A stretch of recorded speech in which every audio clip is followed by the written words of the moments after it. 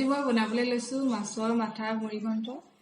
ইয়াৰ বাবে আমাক লাগিব এবাটি মগু দাইল তিয়াই ৰাখিছিলো 10 মিনিট, দুটা বিলাহী কাটি লৈছো এনেকৈ, দুটা পিয়াজ সৰুকৈ কাটি লৈছো, কেইটামান নহৰু আৰু কেঁচা জলকীয়া এনেকৈ খুন্দি লৈছো, দুটা তেজপাত আৰু এটা শুকান জলকীয়া, আৰু ইয়াত লৈছো অকণমান হালধি, ৰেড চিলি পাউডাৰ আৰু এয়া নিমখ।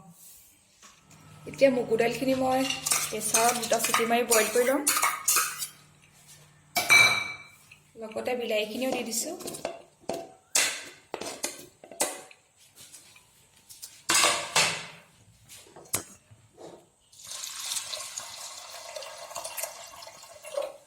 এতিয়া অকণমান নিমখ দি দিছোঁ।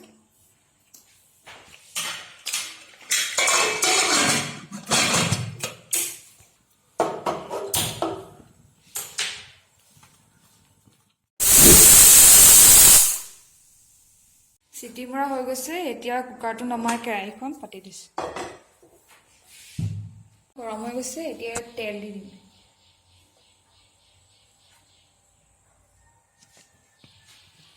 গৰম হৈছে, এতিয়া ইয়াত পিঁয়াজখিনি দি অকণমান ৰঙচুৱাকৈ ভাজিব লাগিব।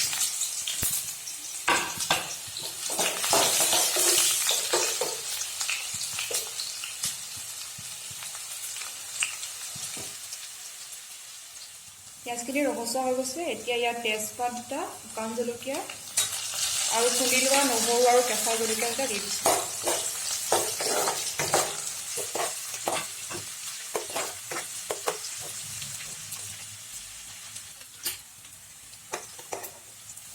এইখিনি ভজা হৈ গৈছে।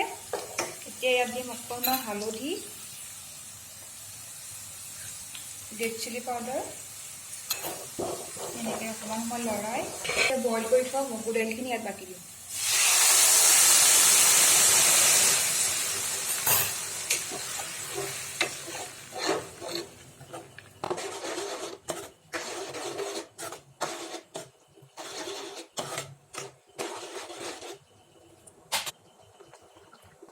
ইয়াত অলপ নিমখ দি দিছোঁ।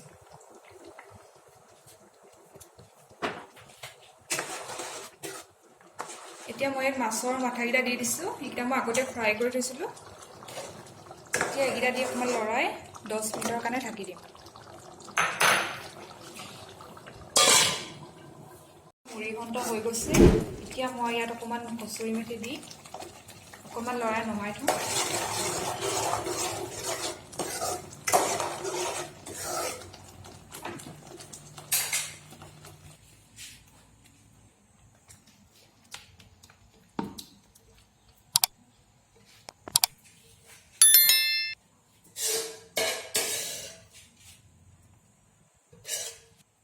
এতিয়া এইখিনি গৰমে গৰমে ভাতৰ লগত পৰিৱেশন কৰক।